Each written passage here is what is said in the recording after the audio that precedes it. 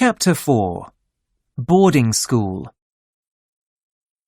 In September 1925, I was 9 years old, and it was time for me to go to boarding school. Children stay the night at boarding school and live there without their families. St. Peter's School in Somerset was the nearest English boarding school to our house in Wales, but it was across 15 miles of sea. This sea was called the Bristol Channel. For school, my mother gave me a very special new box. It was called a tuck box. Every child at boarding school has a tuck box. They are always closed with a key, and no teacher can look inside them. Boys keep food, toys, and other special things in them. At St. Peter's, one boy kept a frog in his tuck box. My mother travelled to St. Peter's School with me. We went to Cardiff in a taxi and then across the water by boat. On the English side, we went in a second taxi to the school. I had a new school uniform. All my clothes were new, and everything had my name on it. St. Peter's School was outside the town. It had beds for 150 boys, and rooms for the headmaster's family. There was a lot of grass outside for playing sport. On the first day, there were many boys and their families in front of the school. The very tall headmaster walked from group to group to meet the parents. "Goodbye, Mrs. Dahl," he said quickly. "It's time to go. Don't worry, we will look after him." My mother understood. She said goodbye to me and left in a taxi. The headmaster went to talk to a different family. I stood there with my new tuck box and began to cry. I was sad because I did not want to live away from my family. Life at St. Peter's School was difficult. The teachers were not friendly, and I was always frightened of the cane. We had to wash in cold water, and the food was bad. I wanted to go home and see my family. At night in bed, I always thought about my family and tried not to cry. They were across the Bristol Channel, and I could see the sea from my window. I always went to sleep with my face towards my family. I never turned my back towards them in bed. Mothers sent their hungry sons food every week. This made the headmaster happy because food was expensive. "Send food as often as you like, once a week or twice a week," the headmaster always said. "Your boy gets good food here, but food from home is always more special. You can send them things like fruit and a big cake. You don't want your child to be the only boy with an empty tuck box." Every Sunday, every boy at St. Peter's wrote to his family. We never wrote about the bad things at school. We only told our parents good things because the headmaster read our letters. He saw our bad spelling, but we could not change it in the letters. We had to write the words correctly later. No teacher has read this letter, our parents thought, because there is bad spelling in it. Everything in this letter must be true. My child is happy at school. I wrote to my mother that first Sunday, and then I wrote to her every week for 32 years. Sometimes more than once a week. In 1957, she died, and I found more than 600 of my letters to her. She kept them all. Chapter 5. A drive in a car. After 3 long months at boarding school, it was time for me to go home for the Christmas holidays. How wonderful to be away from school! While I was away at St. Peter's, my family bought a car. I was very happy to be home with my family, and I was also excited about the car. In 1925, anyone could drive a car. You did not need to learn a lot. My very old half-sister was 21 years old. She had 2 30-minute lessons, and then she could drive us in our car. That day, 7 of us sat in the car. In the car were my very old half-sister, my half-brother, 18 years old, my sister, 12 years old, my mother, 40 years old, 2 small sisters, 8 and 5 years old, and me, 9 years old. We were very excited. "How fast will it go?" we asked our very old half-sister. "Will it go at 50 miles an hour?" "It can go at 60 miles an hour," she answered. "Oh, let's make it go at 60, we shouted. "We will go faster than that," she said. My very old half-sister started the car, and we drove slowly through the village. People in the street were excited to see our car. After 5 minutes, we left the village. "You see, I can do it," our very old half-sister said. "Go faster," we shouted.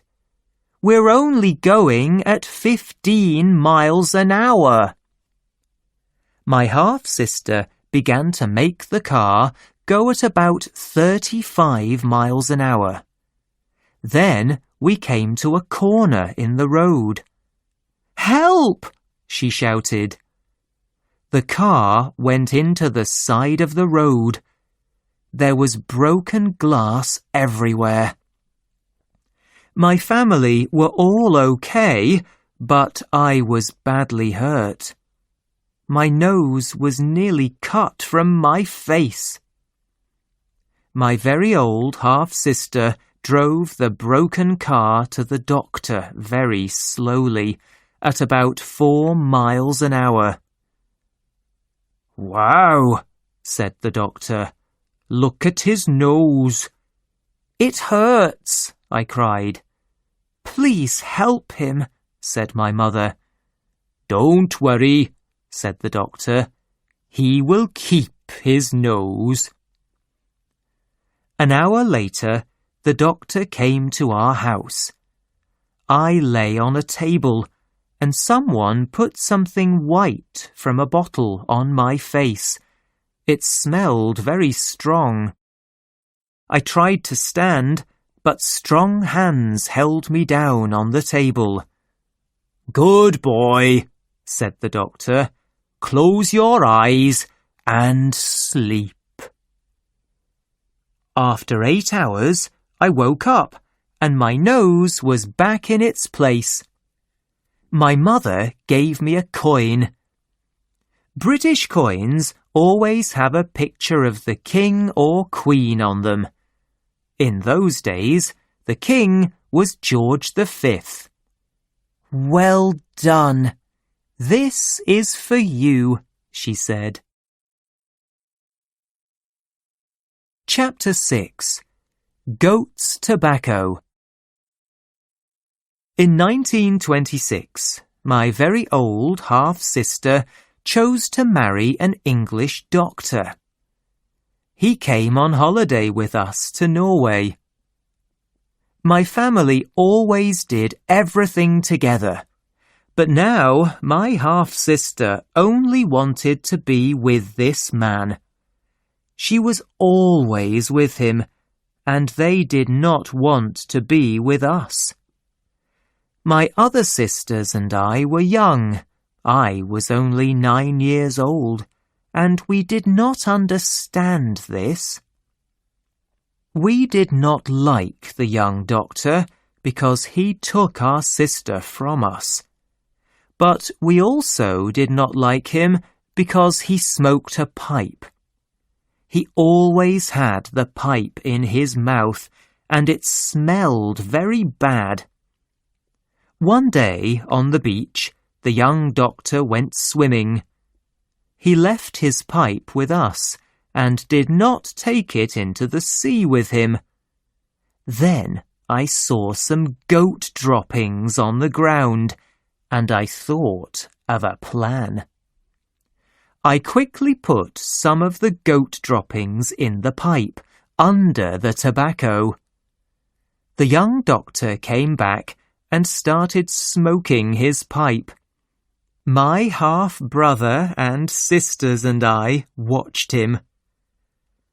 "Ah," he said, "I love to smoke after a swim, and this English tobacco is the best. It's much better than Norwegian tobacco."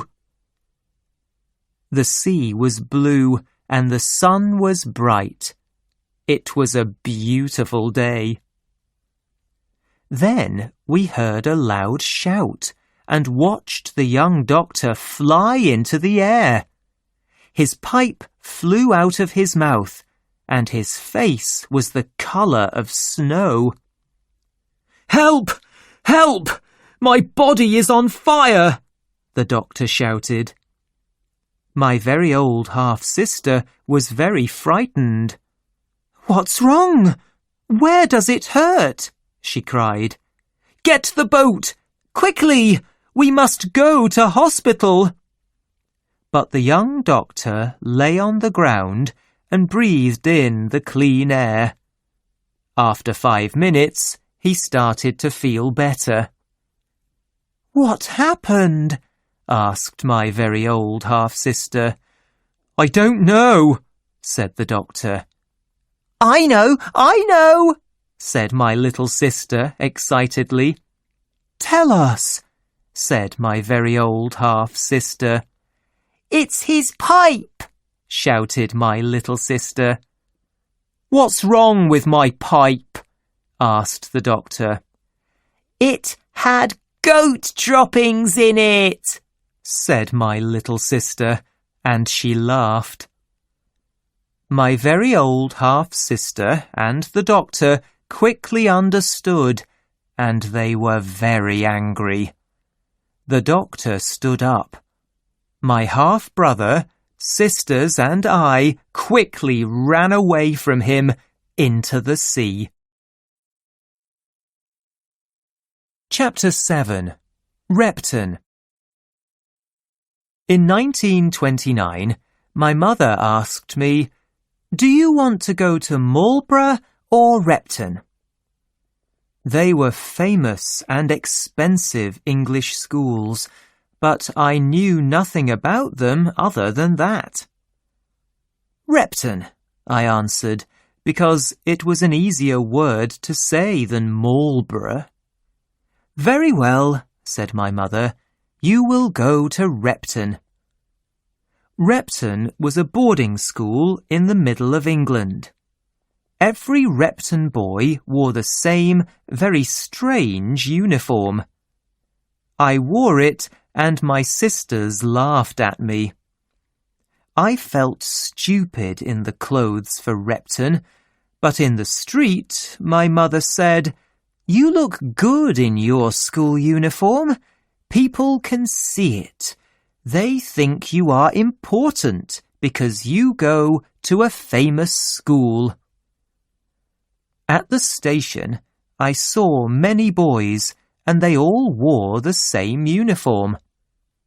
The train took us all away to Repton. I was 13 years old. Lots of strange things happened at Repton. They did at all English boarding schools. Older boys were always more important than younger boys, and a small group of the oldest boys were the most important of all. At Repton, we called these boys bozers. Bozers told us what to do, and we had to do it. We cleaned the bozers' rooms and made their fires. We sometimes cooked their breakfast. Bozers were always right, and younger boys were always wrong. On Sundays, 2 other boys and I had to clean our bozer's room. We cleaned it for hours. We washed the floor, the windows, and the walls. But the bozer often found something wrong with our cleaning, and he hit us with a cane. A bozer could stand in any room of the school and shout about a job. Then every young boy had to run to him. The slowest boy had to do the job. One snowy morning, I heard a bozer shout about a job. I ran as fast as possible, but I was the slowest boy to get there. "Doll, come here," said the bozer. His name was Wilberforce. "Go and make my toilet warm." At Repton, all the toilets were outside, and their little rooms had no doors. In winter, they were very cold. My job was to sit on the toilet before Wilberforce and make it warm for him. I sat on the toilet for 15 minutes, and then Wilberforce came. "Is it warm?" he asked me. "It's as warm as possible, Wilberforce." "We will see," he said. He sat on the toilet. "Very good," he said. "Very, very good. Some boys have cold bottoms. I only use boys with warm bottoms. I will not forget you." He did not forget me. I always carried a book with me because I often had to sit on Wilberforce's toilet. It was very boring. In my first winter at Repton, I read many books by Charles Dickens on Wilberforce's toilet. Not everything at school was bad. Sometimes all the boys got a grey box from a company called Cadbury's. Cadbury's made wonderful chocolates. Inside the box were 12 different chocolates. We always knew one of them well, but 11 of them were new. There was also paper in the box. Our job was to try all the chocolates and write the good and bad things about each one on the paper. Cadbury's plan to ask us about their new chocolates was a good one. Boys at Repton were some of the best chocolate customers in the world. Who knew more about chocolate than us? How do companies plan their new chocolates? I loved to think about this. Many years later, I needed a story for a new book.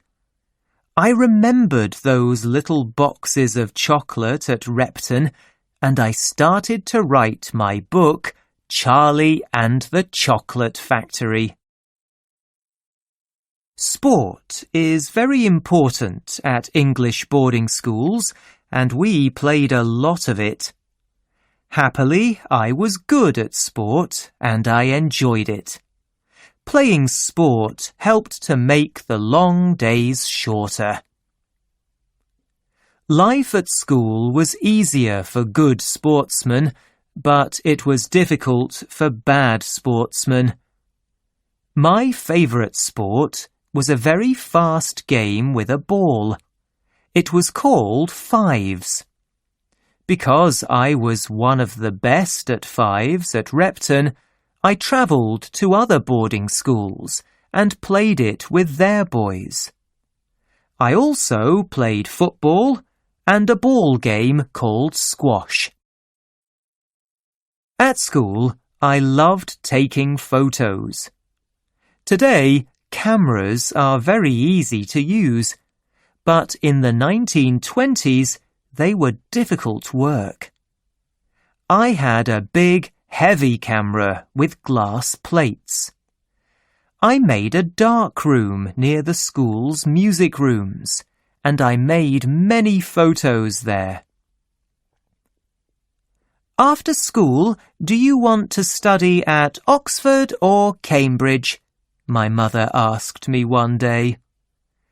These are great and very famous places, and boys from good public schools normally wanted to study at them.